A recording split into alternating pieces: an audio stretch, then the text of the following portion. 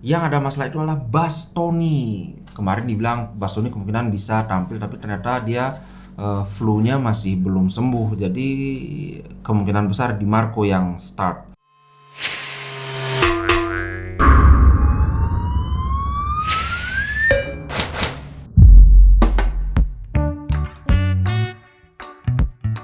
Halo Sobat Momin, apa kabar? Kali ini aku membahas tentang pertandingan Derby della Madonnina nanti malam. Bukan nanti malam sebenarnya. Jam 12 dini hari. Oke. Nah, ini derby pertama kita di musim ini.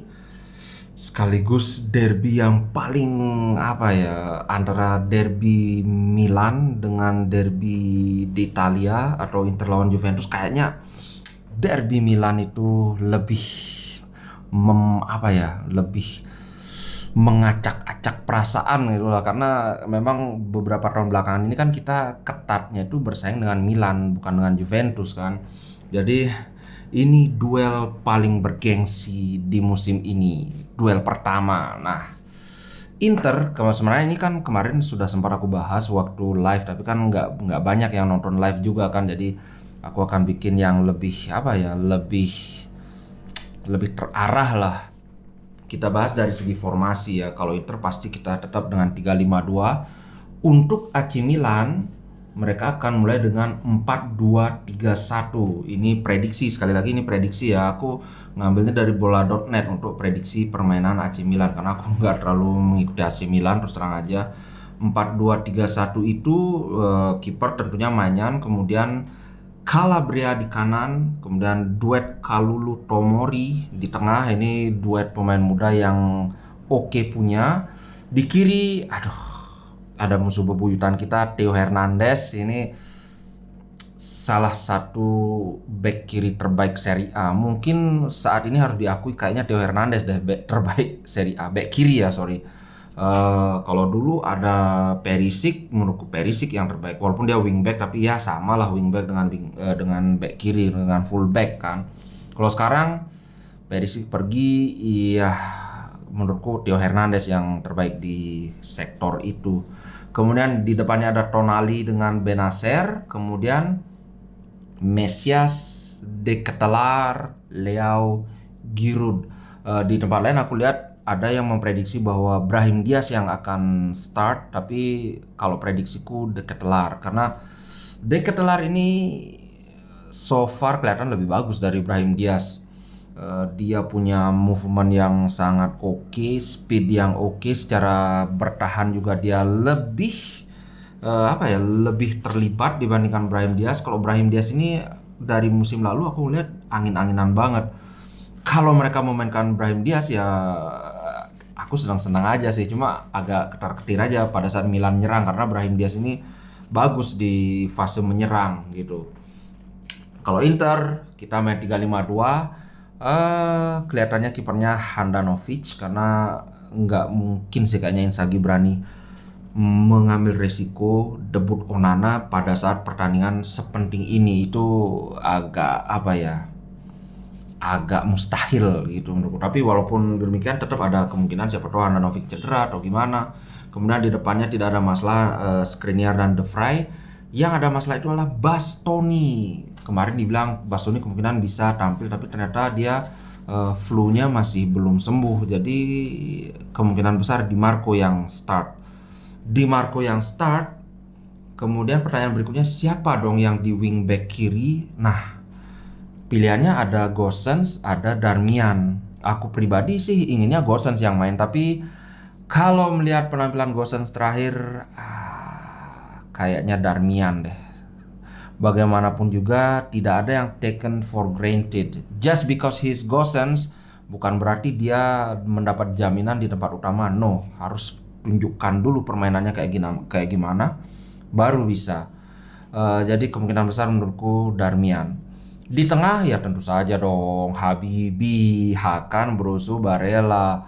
Brozo sudah mulai menemukan ritmenya, Hakan juga, dan terutama Barella. Dari trio ini Barella yang menurutku paling pertama mulai ke performa puncak gitu loh. Sorry ada klakson.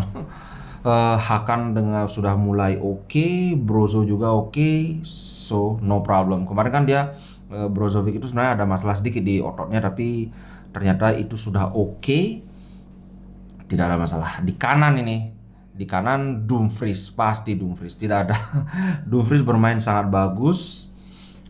Apalagi kita tentu semua masih ingat gimana duel dia dengan si siapa namanya itu, si Theo Hernandez, yang menurutku relatif dimenangkan oleh si Dumfries sih, walaupun kita kalah. Tapi kalau kita adu kalahnya berapa kan, kalah 2-1 itu di Serie A, tapi di Copa kan kita menangnya 3-0, jadi dari selisih gol kita menang.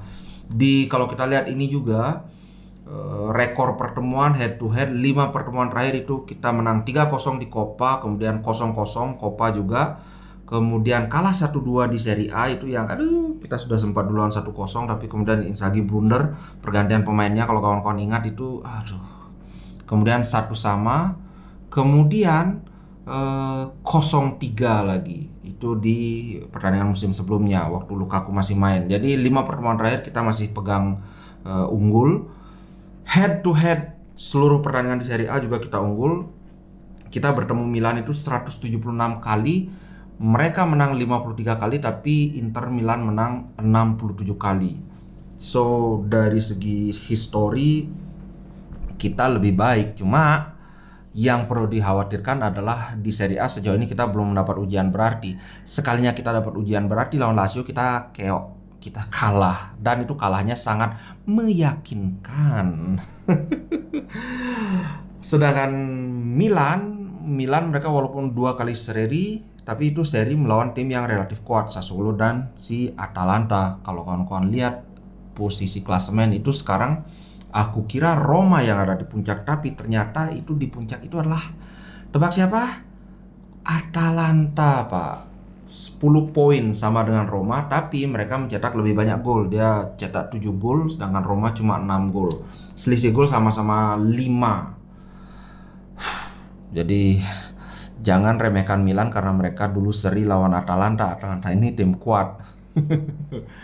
Itu kemudian tadi aku sempat bilang antara Brahim Diaz dan Ketelaar, kemungkinan Ketelaar yang di starting line up oleh Pioli ini berdasarkan La Gazzetta dello Sport. Kemudian di depannya ada Giroud. Giroud ini adalah pemain yang berkali-kali aku bilang dia jarang pegang bola, jarang dribble, tapi dia itu punya kualitas teknik yang sebenarnya sangat tinggi. Dia punya trapping bola yang sangat baik. Bahkan kalau kita mau adu, first touch-nya Giroud diadu dengan Lukaku jauh lebih bagus sih Giroud.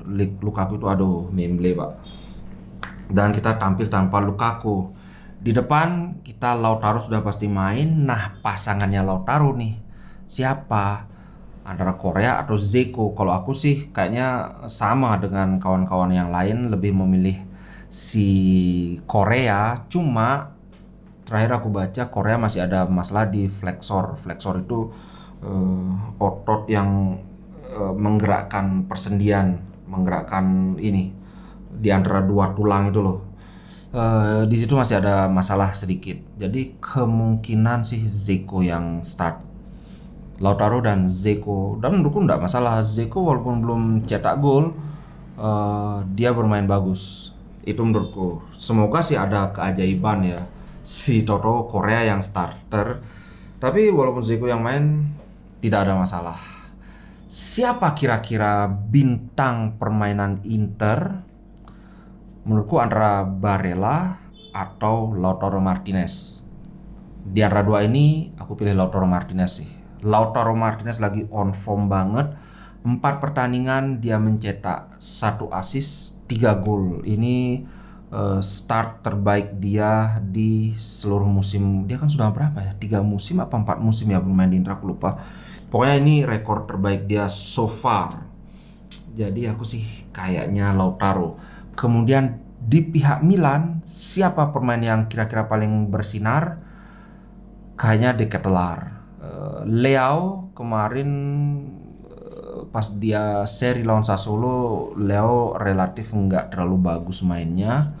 Sedangkan De Ketelaar ini debutnya oke. Secara rata-rata permainan aku lihat oke juga, cuma harus dipahami ya, aku kalau pertandingan Milan aku nggak nonton full, aku cuma nonton di highlight dan apa sih istilahnya, extended highlight itu yang sekitar 8 sampai 10 menit itu, dan aku lihat ini bagus banget. Jadi kalau kita lihat duelnya nanti adalah Ketelar duel lawan Brozo, itu bakalan sering kejadian karena Brozo ada di posisi gelandang bertahan, di Ketelar kemungkinan dia akan berada di posisi gelandang serang. Di kan mereka pakai 3-1 kan, satu Giroud, di belakangnya itu Ketelar, di kiri Leo, kemudian di kanan si siapa tadi itu lupa aku. Ya itulah pokoknya, nggak usah terlalu detail kalau kalau musuh kan. Nah, Brozo, aku sih yakin Brozo bisa mengatasi Ketelar karena berlawanan dengan anggapan banyak orang, Brozo ini punya defensive prowess yang sangat oke. Menurutku gelandang bertahan terbaik di Serie A dari sisi bertahannya loh ya, dari sisi bertahannya itu menurutku Brozovic. Dia benar-benar bisa menghalau bola, positioning himself atau menempatkan posisi dia benar-benar merusak alur serangan musuh, itu dia benar-benar oke. Ketelar umurnya baru berapa, 21 tahun ya, semoga kena penyakit pemain muda gitu loh, masih angin-anginan. Itu sih harapanku kan. Pokoknya nanti kita live reaction ya, jam kalau nggak salah jam 1 WIB. Coba kita lihat biar nggak salah. Jam 12 WITA, Milan Inter, ya betul. Jam 12 tengah malam WITA. Berarti jam 11 WIB ya. Central Indonesia Time, ya betul. Jadi sampai jumpa nanti live reaction. Kawan-kawan pendukung Inter, jangan lupa nongkrong di channel ini sambil ngobrol. Jangan khawatir yang nggak punya paket video, yang nggak punya antena digital. Linknya aku sediakan, link streaming. So sampai jumpa nanti. Oh iya, kabar baik ini. Antara hari Senin atau nanti malam aku akan upload soal ini, giveaway-nya gimana teknisnya, karena sudah ditutup screener stay, jadi kita giveaway. Dan satu lagi membership. Tahukah kawan-kawan, sekarang member Ngomin itu ada 71. Aduh, tinggal berapa ini? 29 lagi kita mencapai 100. Nanti ada giveaway beda lagi untuk khusus untuk member. Oke, sampai jumpa. Terima kasih loh buat kawan-kawan yang kemarin nonton, yang nyawer, yang sudah mensupport dengan jadi member, mensupport dengan subscribe, dengan komen, dengan like video. Ngomin sangat berterima kasih karena tanpa dukungan kawan-kawan ini nggak bisa kayak gini. Cuma channel cilik, cuma ngebahas Inter tok. Waduh. Thank you ya. Sampai jumpa nanti malam. Oke, ciao.